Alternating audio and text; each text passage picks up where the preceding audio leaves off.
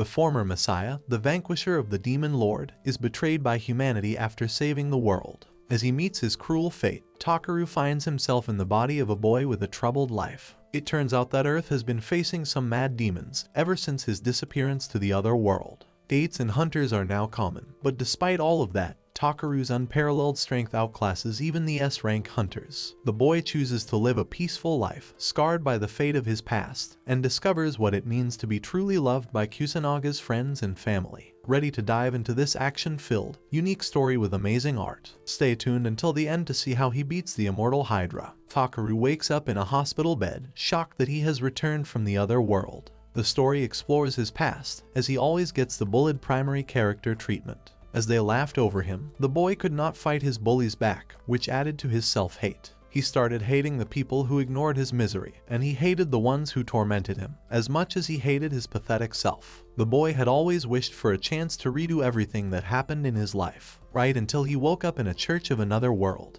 The boy was summoned to another planet, to restart his life and change everything. The boy introduced himself as Yamato Takeru. A demon lord terrorized this foreign world, as it follows in the usual stories. A boy who couldn't even stand up to his bullies now faced a level 1000 threat. Even though he thought he would be a loser, the boy possessed extreme talent in magic. Saint Edelweiss was proud of the boy's progress. Over time, the boy grew in his training in this alternate world. He persevered with every last bit of his strength, fighting until the end. You would expect a typical result, a reward for his efforts. However, Takeru was instead made an example of execution. He was called a monster, an otherworldly person with powers surpassing the Demon Lord. The cowardly humans didn't want him to betray humanity later, so they trapped him with magic sealing braces. Takeru wasn't even treated like a man, but rather a ferocious monster. The former Messiah was asked for his final words, as the crowd of maniacs roared for his demise. 2 words escaped their cruel souls: kill him. The moment came as the executioner was about to swing his blade.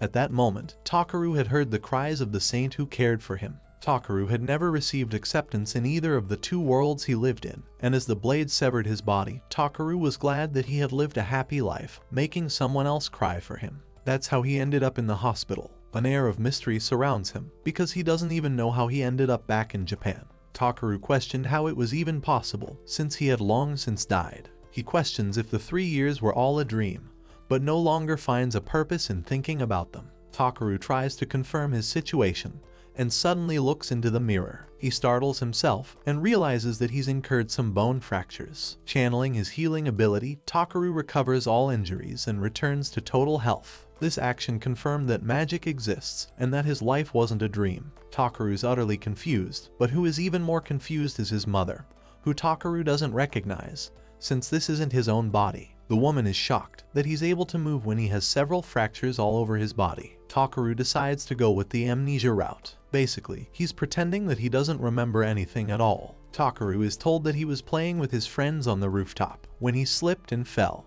His name is actually Kusanagi Takeru because of his new body. The doctor finds it inconceivable that he healed from all of his injuries. Takeru is surprised by the mention of the word healers, since this isn't supposed to be a world of magic. Takeru's father comes rushing to his aid in concern. He hugs the boy tight as both of his parents envelop him in love. They're happy that their son is alive and well, even if he has lost his memories. This is a rare moment for Takeru, who realizes that Kusanagi Takeru has been significantly loved by his parents his entire life. Even though Takeru doesn't have any idea about what's going on, he wants to return control of Kusanagi's body back to him. Later, the doctor conducted many different tests to check for Takeru's status. The conclusion was simple: he was healthy and was quickly discharged as a consequence. On the drive home, Takeru mused how the hospital's technology seemed more futuristic than he remembered. Even though it's Japan, Takeru is somewhat surprised that the city is cleaner than ever. When he was in Japan, it was the year 2000. Suddenly, Takeru shocks himself when he learns that it's the year 2040, and that monsters actually exist in this world. The hunters are the warriors who choose to fight against such monsters with their powers. Takeru is rendered speechless as he sees the competent hunters easily take down the monsters with their magic. At this point, Takeru is stunned that Japan freely utilizes magic. Suddenly, a monstrous void cracks open in front of the car. Takeru's father slides the vehicle to make sure they're all safe. Takeru is forced to use his guard protection ability, which helps nullify the damage when the car crashes to the side. Thankfully, none of them are injured. Takeru checks on the void and remembers this exact sighting in the previous world. It's not a void, but rather it's the use of a summoning skill for monsters. It's a gate, and the bad news is ogres are popping right out of it. This kind of monster is something that knights train to defeat. It was impossible for just one person to take it down. However, Takeru is a particular case. He can easily one-shot it anytime he pleases. That said, Takeru remembers the grueling fate he was met with when he tried to save the world from the Demon Lord, fearing that he'll face a similar fate in this world. And the fact that the body belongs to Kusanagi, Takeru chooses to run with his parents. Except, he's a little too fast, and his parents are nearly killed by the ogre. Forced to use his magic powers, Takeru unleashes a flare burst that decapitates the ogre in a single attack. His parents are shocked that they were saved, while Takeru lies and says that a hunter helped defeat the monster. Even though the problem was solved, Takeru knows that someone else also attacked the monster right after he beat it. That means someone else became a witness to his abilities. When Takeru looks up to the nearest rooftop, he sees a girl channeling magic ability in her hands. Takeru thinks that this has complicated his worries. The family may have lost their car, but they returned home in one piece with nothing else to complain about. Takeru's mother points to their home, welcoming his return. Inside his room, Takeru thinks that he should scavenge for as much information about Kusanagi as he can.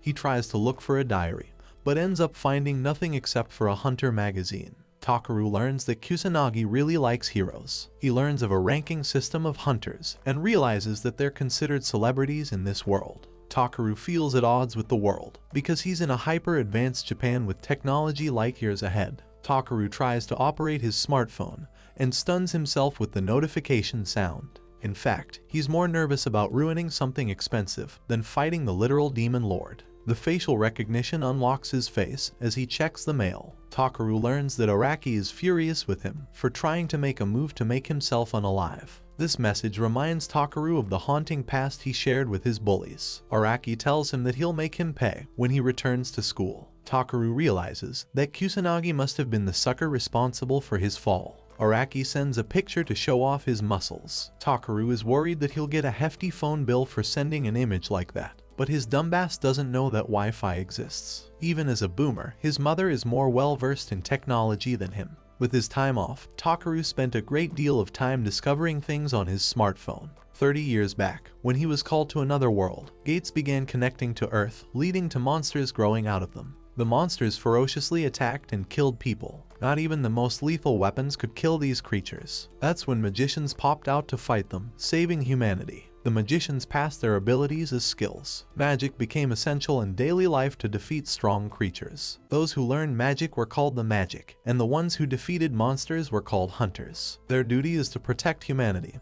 Each time a gate breaks out, Takeru walks around the city and learns that society has quickly adapted to the use of magic. Everything is different from the world he once knew, even though ordinary humans have all grown used to magic. As he is collecting his thoughts, a purse snatcher steals and runs off. Takeru notes that the man must be using magic to escape, as he's even faster than a bike. Using his physical enhancement ability, Takeru teleported right to the man's location at super speed, before grabbing him and pinning him down.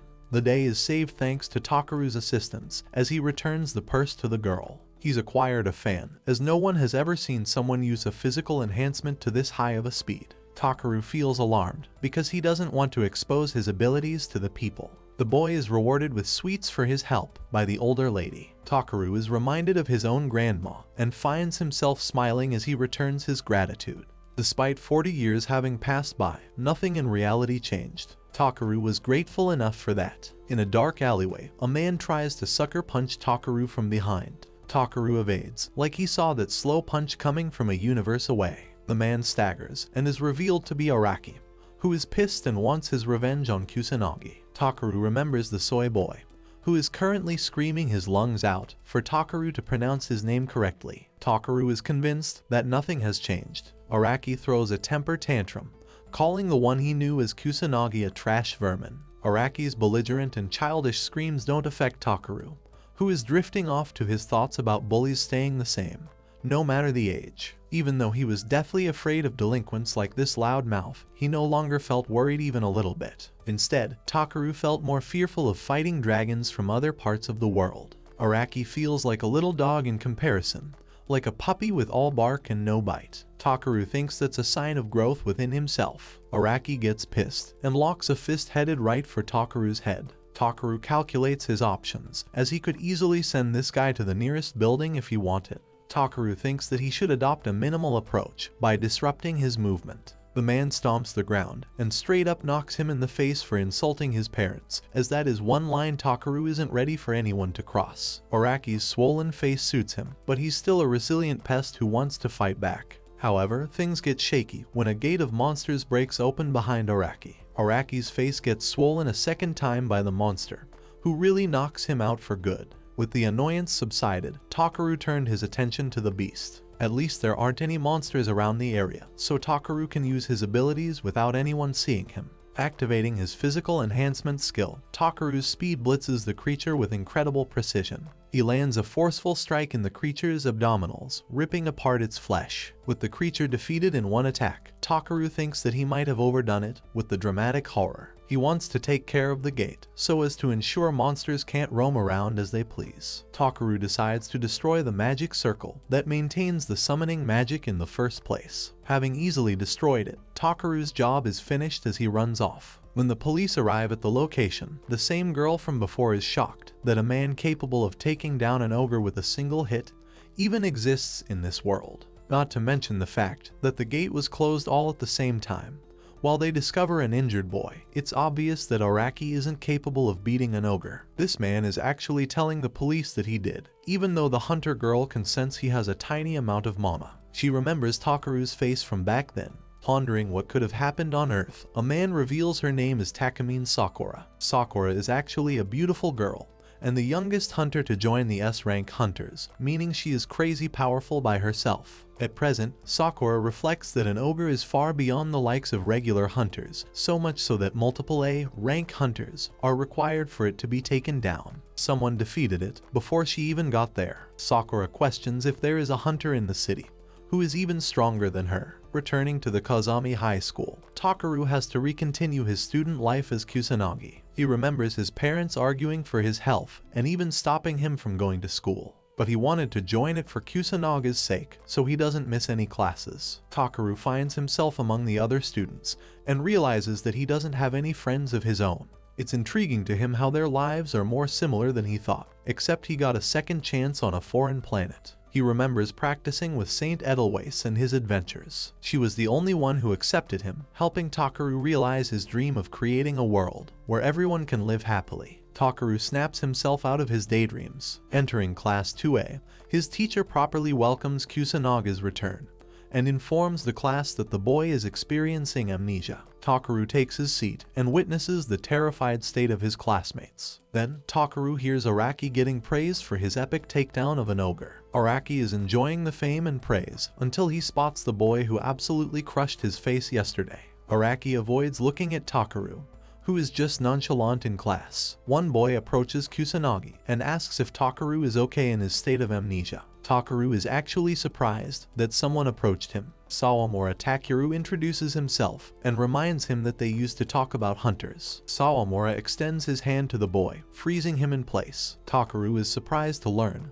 that Kusanagi actually shared friends. After a few classes, Takeru finds himself utterly exhausted. Even though he got a hell of a lot more powerful, the same didn't happen for his intellectual ability. Since he isn't too bright, and the textbooks are no longer made of paper, Takeru is getting the impression that he needs to handle futuristic learning. Sawamura is alarmed, as Takeru asks him what kind of person Kusanagi is. Drawing a smile, he tells him that Kusanagi is the kindest person in the entire world. Suddenly, a bunch of bullies under Araki's leadership approach him. Takeru greets them nicely, while Araki is scared as hell to even approach them. Sawamura asks if they want help with their studies, and happily agrees to do it with them. Takeru is actually shocked, because he knows the kind of guys they are. Takeru, in his mind, is absolutely sure there is more to them than just that. Takeru asks his classmates where the others went. The boy explains that the roof is shut off because of Kusanaga's incident. Takeru leaves based on their advice, and as for Sawamura,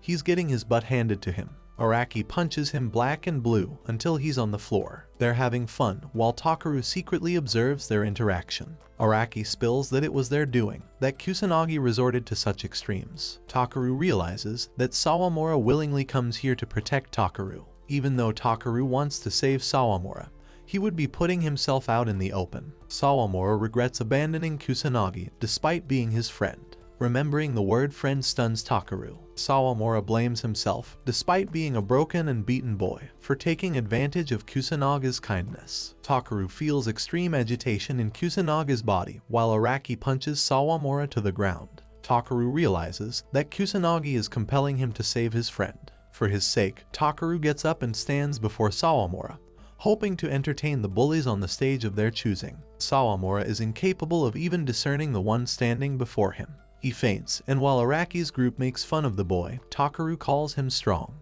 Without wasting any time, Takeru launches one of the guys with a single punch. With one dude knocked to the ground, he kicks the other, leaving only Araki to fend for himself. The defeated boys are back for more, but Takeru quickly slams their heads into each other to make sure they're down for good. Araki tries to intervene in the battle, stupidly thinking that this time, the results will be different. He gets crushed by Takeru's slam, who reminds Araki not to offend the wrong people. His underlings decide to use magic to attack Takeru, who is surprised they're back for more. Takeru remembers his war with the Demon Lord's army. At that time, he let a demon run away out of kindness. That is, until the same demon destroyed the village to the ground. That's when Takeru learned a harrowing lesson. Once you start something, you have to finish it properly. Takeru wants to make this moment a cruel reminder for Araki's group, forcing them into submission to the point they never bully Sawamura again. Takeru intends to break their will. As he is about to beat them, a blue gate rips open, unleashing a monstrous ogre. Takeru is unfazed, while Araki's friends are trying to get him to defeat another ogre like he did yesterday. While they're pumping Araki to beat the ogre, Takeru stands there waiting.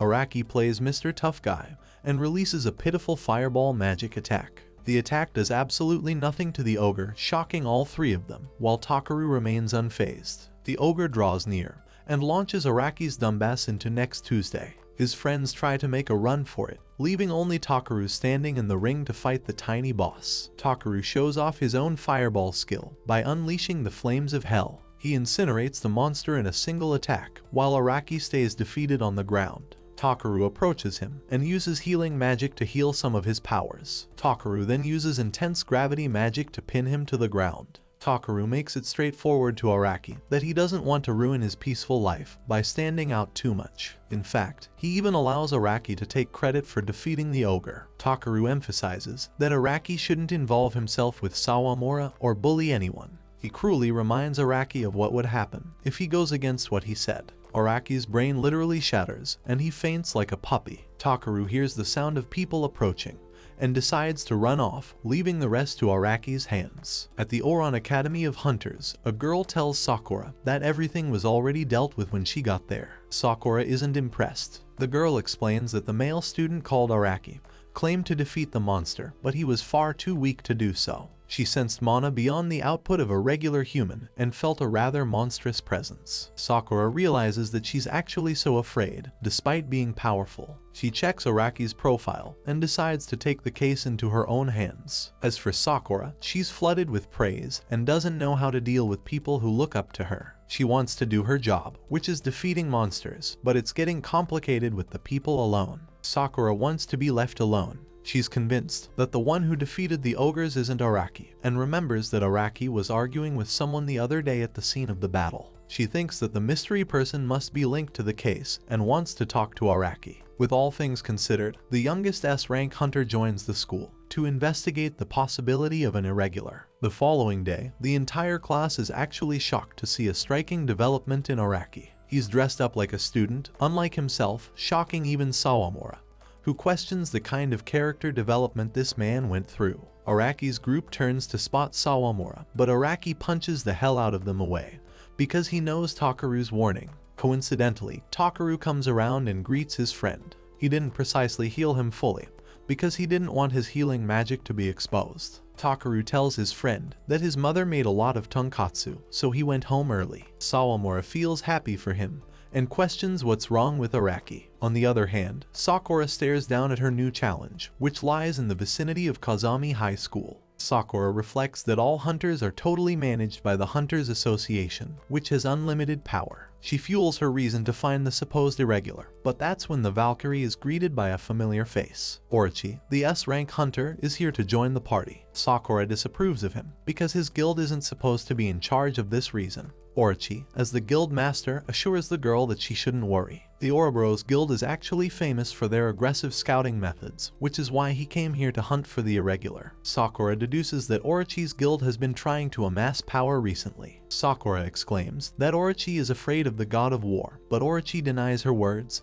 because he's after a different goal. Sakura emphasizes that hunters don't prioritize the conflicts before them and instead focus on protection. Orochi believes that protection requires a more decisive leader than what they have. Sakura is annoyed because he's acting like he's some top dog. The spiteful relationship between the two continues to worsen. Orochi is glad that Sakura's presence has confirmed the target's hideout. Orochi is in the mood to ensue chaos, shocking Sakura. While they're bantering with each other, an explosion follows from nearby. It's an actual gate break, and the school alerts the students to evacuate safely. When Sakura wants Orochi to contribute to taking down the threat, the selfish scumbag simply leaves, because he assesses that Sakura is capable of handling the small fry. Sakura shuns him for not acting like a hunter, but Orochi clarifies that he's actually the finest hunter in all of Japan.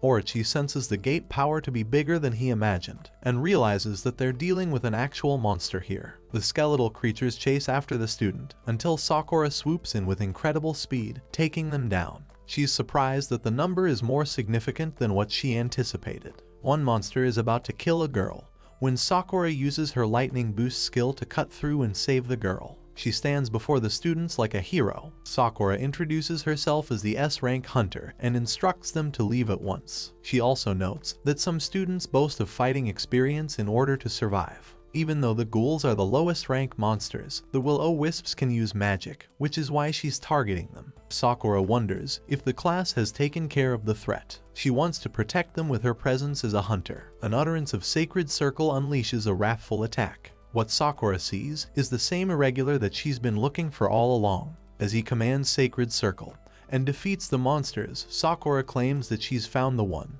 like it's her boyfriend or something. Takeru realizes he's basically gonna get exposed, so he zooms out of there like the Flash. The hunter baddie wants to chase him down, so she uses her lightning speed to catch up to him. However, his physical boost far outclasses Sakura and gives her a run for her money. Takeru is impressed that Sakura can follow him from afar, but he doesn't want to turn around. Takeru claims that he could have gone many times faster in his original body, since Kusanaga's body is unable to withstand his powers. Takeru realizes he's gonna have to train Stick Boy Kusanaga's body to get beefy in the future. He uses his aerial boost ability to run faster. Sakura is shocked that he flew off at the speed of a rocket. She can't follow him, so she wonders what she can do. Takeru has run off from school, even though his bag is still there. He doesn't want to continue his classes and thinks that the one who chased after him was definitely a hunter of some kind. Takeru no longer wants to let his guard down around similarly strong people. When he comes home, his mother swarms him with a hug.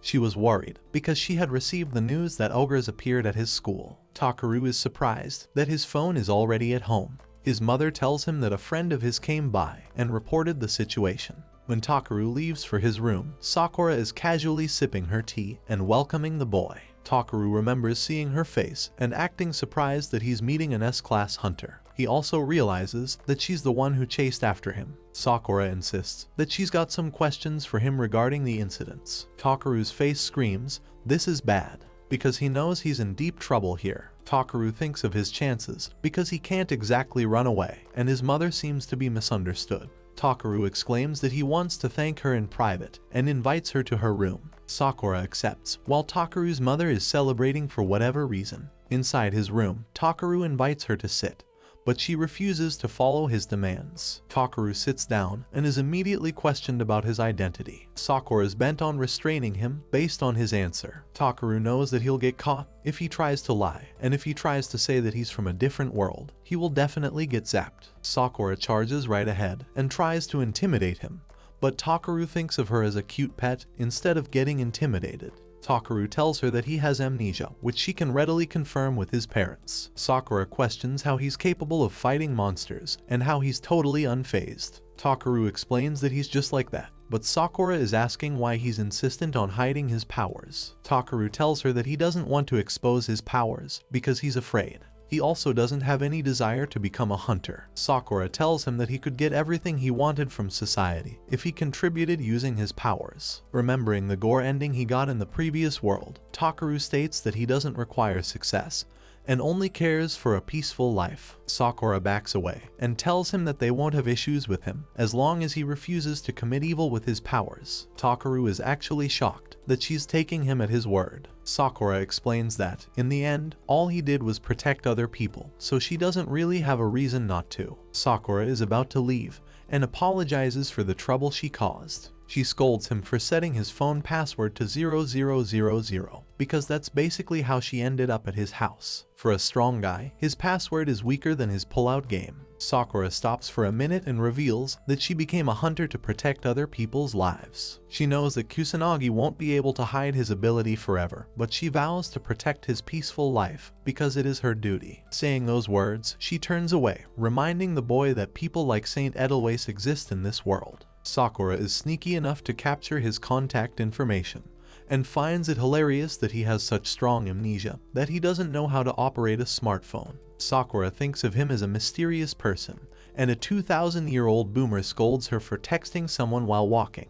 The following day, Takeru is passing by a group of people who are talking about the local C-rank hunter party, Wind Guard. Takeru runs to calm himself since the school is closed down. Takeru couldn't even slack off back then with his general's harsh training. Currently, Takeru's worries worsen because a black gate is opening nearby. Since it takes a bit for the gate to properly open, the police are taking care of the area. It's actually possible to shut down the gate, but he senses the people are waiting for hunters to come. Knowing that another world exists inside the gate, Takeru is curious to explore the situation. However, the C-rank party Wind Guard jumps forth to save its people. The people cheer on the famous C-rank party, supporting their local heroes. Their leader boasts that they will destroy the gate, so nothing will happen. The scene reminds him of Takeru's previous world, where they were under General Grotto's command. He gave him a really tough time in training, where Takeru couldn't land a single strike. Grotto was about to defeat him when Takeru instinctively dodged his move. Unfortunately, he was still defeated in the end. The Messiah was considered far too talented for his age, as his powers increased at an enormous rate. Takeru, at the time, wondered why he couldn't land a single strike on his master. Grotto told him that powerful attacks leave behind openings to strike back, which means the situation is his own for the taking. It was then that a dangerous demon entered the stronghold, a monster never seen before. Grotto questioned how the creature even made it inside. The monster was so powerful that it ripped off the general's arm before he could strike him down. Grotto told Takeru that he would buy some time for him. The man was resilient and did not want to fall so quickly, and he didn't want to leave behind his own master. Grotto, a man with a tragic story, tells Takeru that he doesn't want to lose his grandchild. Takeru, instead of running away, headed right forward. Takeru no longer wanted to flee from his life and ended up fighting the monster in the open. At that moment, Takeru landed an opportune strike, slashing the demon in a single move. Grotto was left speechless by the boy's actions, who claimed that he didn't wish to lose his grandfather either. Back to his training, Takeru thinks that Gadu is similar to the general. He knows that muscle training is going to take a while, even though he's exercising each day. Takeru wants to take his cardio seriously and thinks that he will make accurate adjustments to his current body soon. Suddenly, he hears the call for help. Takeru turns around to see the gloomy faces of the people. Gadu returned injured, while crying that Chika was still inside. Even though the rest of his party made it out alive, despite being brutally scarred, they're afraid for Chika's health, who willingly became a decoy for their sake. While the people are wondering when the S ranks are going to show up, Gadu's pitiful and miserable state affects Takeru's emotions. It reminds him of the future of his previous life. Takeru knows that things will get problematic if someone doesn't come. He enters the Black Gate and is shocked by how he did so simply by thinking. Takeru wonders if others have spotted him. He ensures that his hoodie covers his face and goes ahead to rescue Chika. A demon girl is glad that someone entered the dungeon gate, as she is interested in playing with her new toy. Takeru runs and feels nostalgic for the situation for some reason. He is familiar with the monsters and sees blood trails. The scene switches to Chika, who is trying to run away from a monster. She wonders if her friends made it out of the gate, remembering just how brutally they got attacked. The girl collapses at last, and is about to meet her end when Takeru chants freeze magic. The monster is enclosed in shards of ice, surprising Chika as she is met with an unknown man. Takeru is glad she's not hurt too much, and tries to act like he's a nobody. But Chika instantly recognizes that he's the same kid they met outside. His disguise is so apparent because Takeru didn't even try changing his voice. Chika claims that she scouts for the mission, so she knows of her surroundings. Takeru asks if they've defeated the boss monster. Chika confirms, which gives him the green ticket to just exit the dungeon at once. Chika is glad to hear that everyone got out safely. The demon girl is scheming to ruin their exit. Takeru and Chika are walking together when Chika recalls the ability he used. Even though freeze magic is beginner level, Takeru used it with immense power. Not only that, he entered the gate casually in a typical outfit. Chika bumps into him while lost in her thoughts. Takeru borrows her blade and uses a magic circle to direct an incredible magic attack. The attack annihilates everything. Takeru forcefully grabs Chika and travels at an immense speed to take off. The demon girl is left devastated by what she saw. Takeru tells Chika he'll repay her for the blade and wants to disguise himself as escaping the dungeon. Chika explains that she has a smokescreen. Arriving at the gate's exit, Takeru informs her never to tell anyone about him. The demon girl wants to unleash her wrath and catches a glimpse of the man who previously struck her down. Takeru exits the dungeon after Chika, while Sukuna intends to hunt him down some other time. Chika arrives safely and reunites with her party. Takeru thinks he's slick with his ninja skills, but even a tiny girl can spot him from behind. The next day, Araki, Sawamura, and Kusanagi introduce themselves to an entirely new classroom. They've been transferred to the Ouran Academy because Kazami High School is damaged. The hunter students at Ouran are hopeful the three of them will get along. All three are, in fact, sweating bricks, questioning how this all came to be. Sawamura explains that the break became responsible for the hunter training school to allocate time for their classes. Sawamura is excited about this experience because they are getting to study at a prestigious academy. Even though he doesn't welcome Araki being here, he's still glad.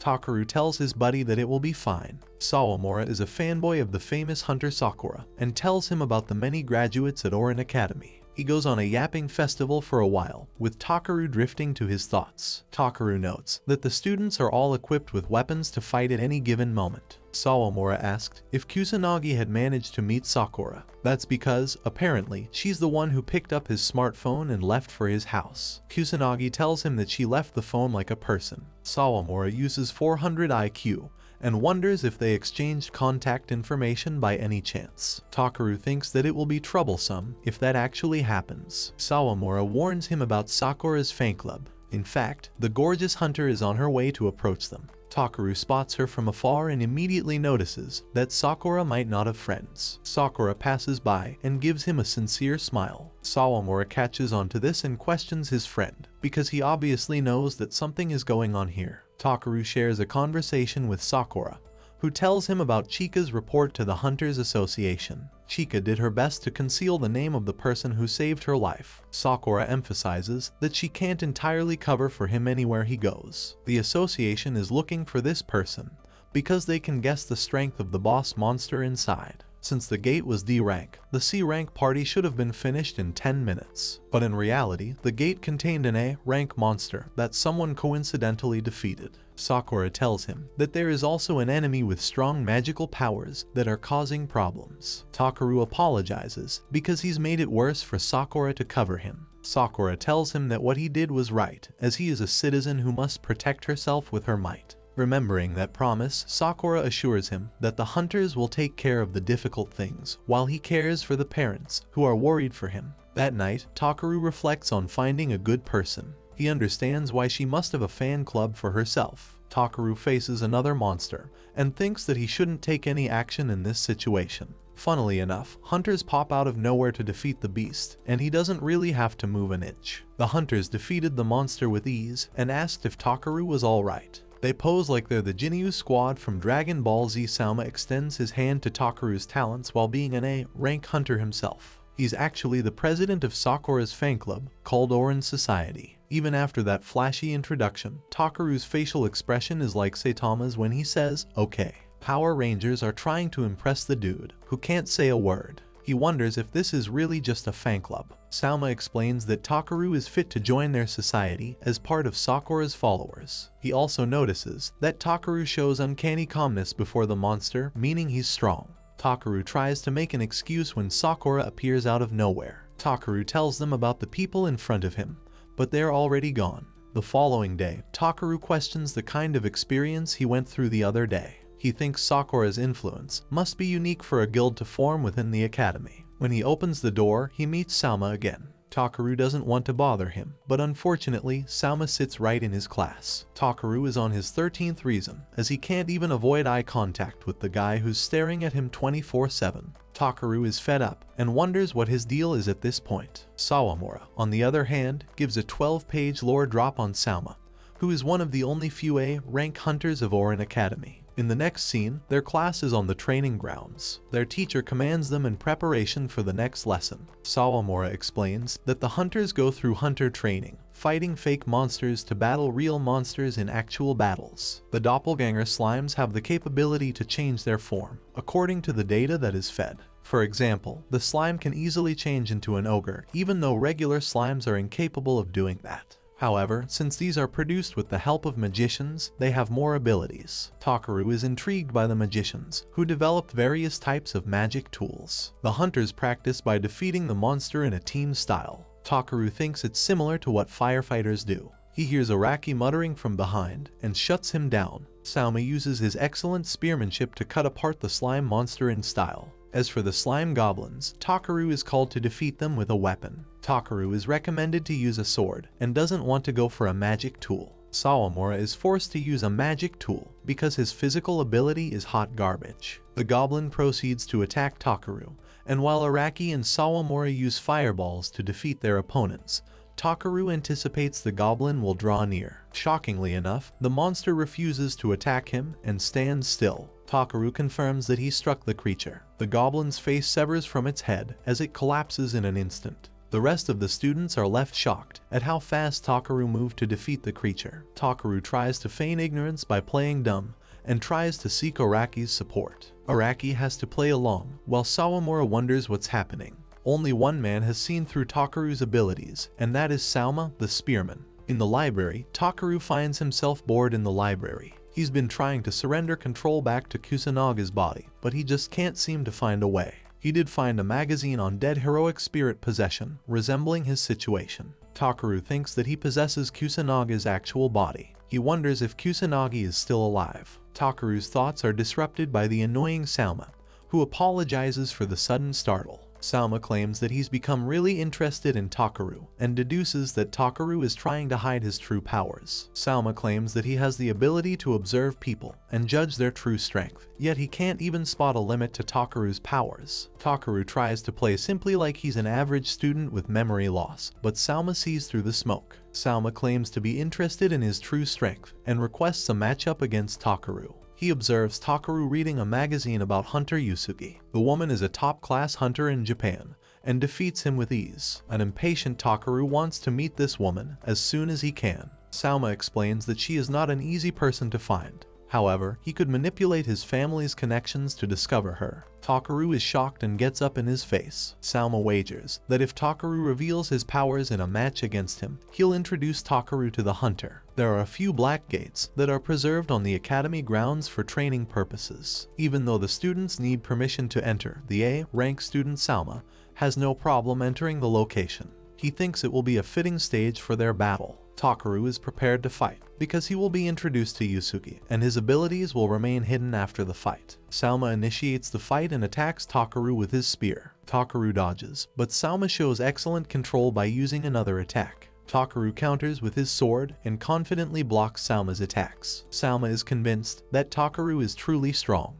Takeru notes that Salma has been going easy so far, as his spearmanship involves the art of stillness. The man finds it fun to battle Takeru, relentlessly attacking and leaving no chance for Takeru to strike. However, Takeru isn't in the mood to have fun. He warns Salma to dodge the attack, if at all possible, before slicing clean his head. Even though the real Salma's head is still intact, Takeru quickly overwhelms him and defeats him in a single move. Salma is stunned and declares that Takeru is far above his abilities. Salma wants to see more of his powers, but the raging bull from behind interrupts their battle. The creature evolved into a Minotaur and tried to attack both of them. Salma finds it impossible for a monster to change a species entirely. Even Takeru has never seen something like this happen before, despite fighting a Minotaur. Salma wants to defeat the creature and tells Takeru to run. Salma rants about the goodwill of Orange society and is made to admire Takamine Sakura. Salma knows that Takeru can easily defeat this monster, but he wants to protect Takeru's identity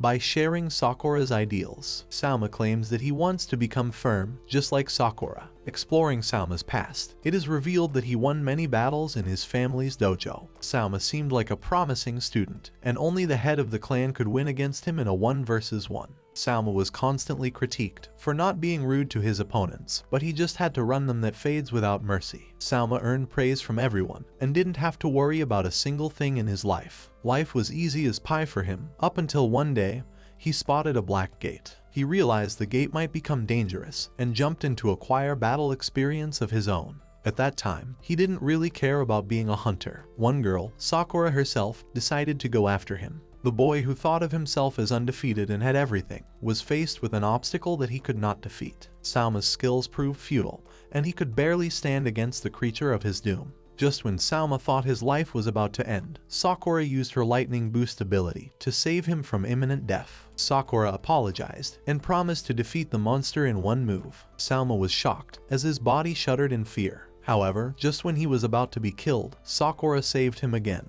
this time suffering an injury so that he could be protected. Even then, the girl was considerate of his pain and asked if he got hurt. Sakura's brilliant resolve to protect others with an impenetrable heart reminded Salma of his own weakness. He crumbled before the obstacle, while this girl defeated everything. Sakura took his hand and showed Salma a happy smile. In the present, Salma is powered by that very moment. He refuses to be weak again and aspires to fight alongside Sakura someday. Salma vows to become stronger than his current level and challenges the Minotaur. The Minotaur slams him with a heavy attack, and while it's an A-rank monster, it's clearly giving him a tough fight. Salma tells Takeru to stay back since his spear is the most powerful. Takeru emphasizes that while the boy's skills are commendable, he's being gentle with a monster. Takeru awakens some of Salma's dormant magic ability temporarily. With this boost, Salma literally charges a heavy beam strike that eviscerates the monster in 1 move. He collapses immediately after defeating the monster. Takeru grabs a shred of the demon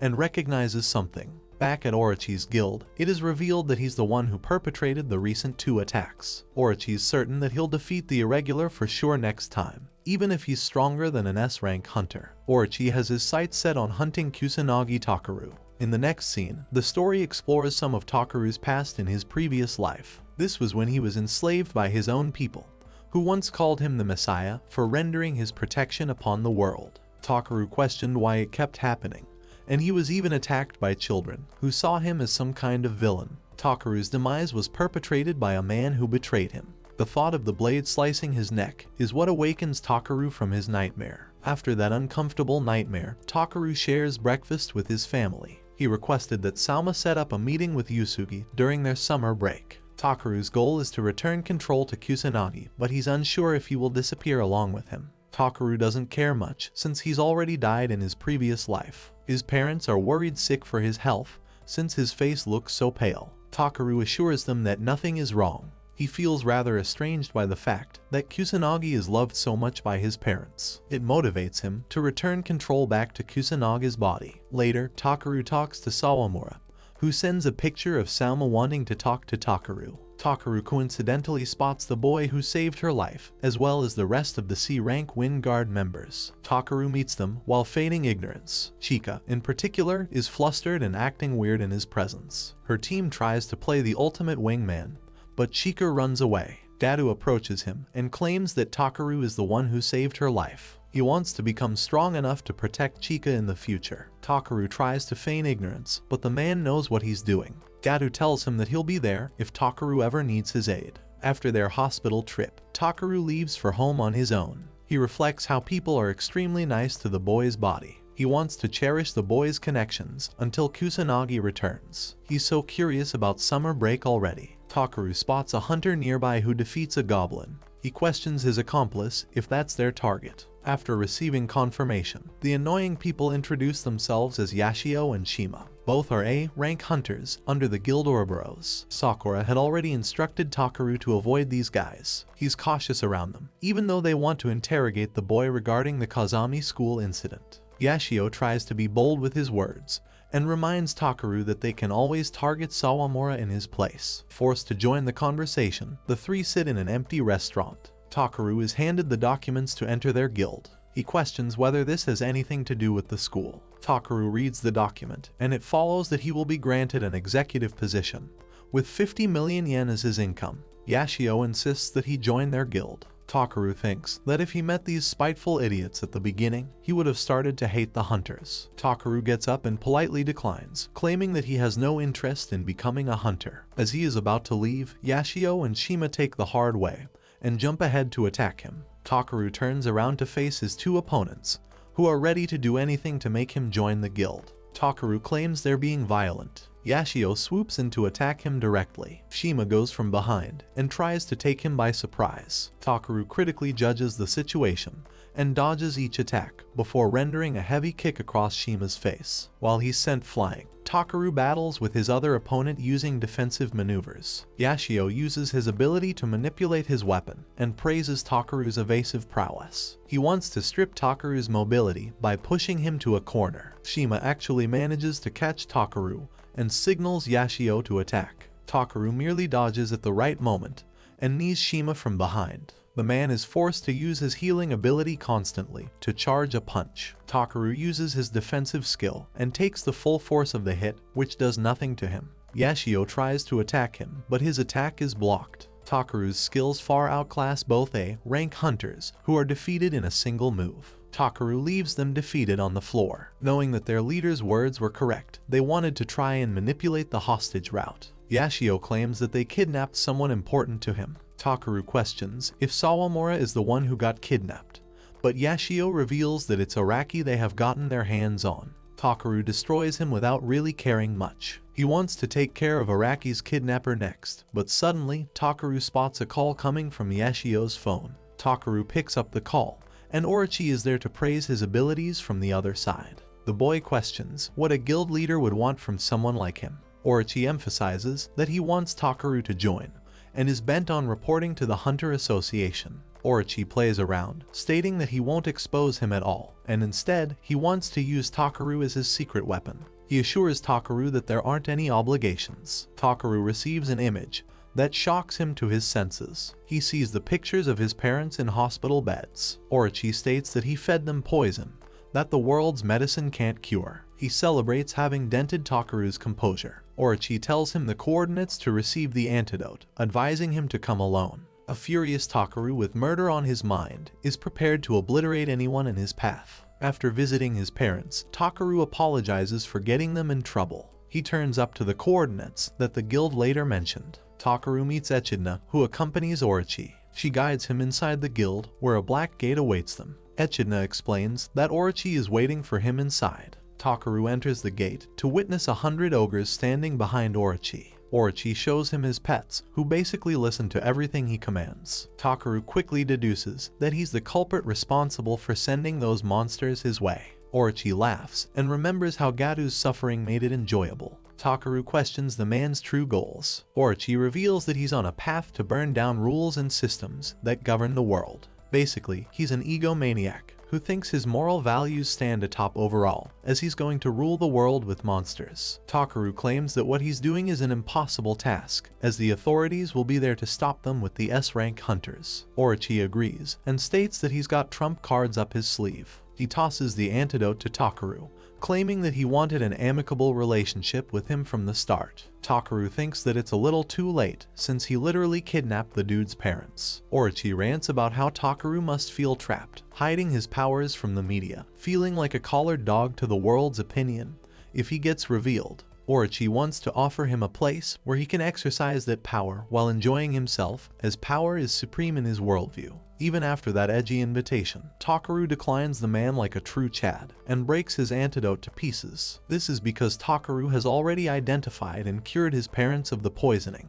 Orochi is shocked that he's capable of doing such a thing, when the poison he used shouldn't even exist in this world. Takeru emphasizes that he came here to throw out all the smoke in order to ensure he lives a peaceful life. Takeru vows to crush everything in his path to protect what is dear to him. Orochi tests his resolve by throwing a bunch of ogres at him. Takeru casually uses explosion magic to annihilate them in an entire area. Orochi is impressed by the irregular and tells Echidna to bring out the big guns. Orochi tries to summon Daddy Mahoraga when it's really an immortal hydra. The monster is ferocious and gives Takeru a tough time because it is incapable of feeling pain. Orochi thinks that it's useless because the hydra is literally immortal. Takeru corrects him, stating that nothing like immortality exists for monsters, and he knows it for a fact because he's faced dozens of threats, just like the Hydra. Long story short, Takeru's ready to throw hands. The Hydra unleashes a magic beam from each of its heads. Takeru dodges the attack and charges his mana for a conclusive blow. Even though he rips off the monster's head many times, it regenerates in literal seconds. Takeru believes that he's going to use magic faster than the creature's regeneration to defeat it. While looking for another weakness, Takeru spots something and charges right in.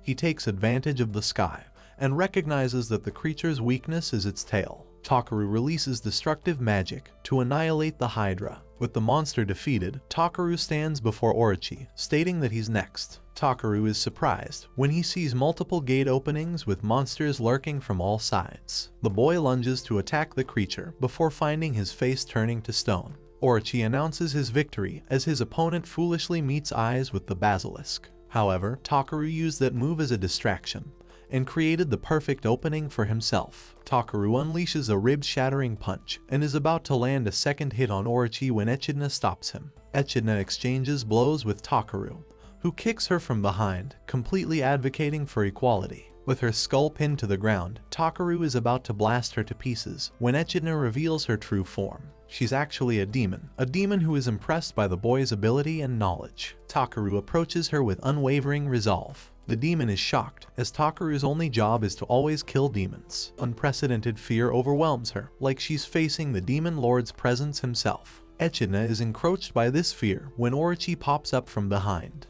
He thinks that they've got no shot of defeating Takeru, and that his plan has gone to waste. He allows Echidna to exercise her plans freely. The demon reveals that she was planning to cross him from the start. She wants him to buy some time while she cooks up a strategy. Orochi is prepared to do such a thing, even in his injured state. Takeru fixates his attention on Echidna when Orochi tries to attack him. Takeru doesn't even have to look to shove a fist in his face. Orochi manages to grab Takeru away. Echidna rants that a dimensional wall separates both worlds, but quietism remains about what would happen when the wall disappears. Echidna releases a demonic entity called Typhos, capable of slaying literal gods. The monster's presence releases hell on earth as creatures and demons enter the city. Orochi, on the other hand, thinks that Echidna went all in on her strategy.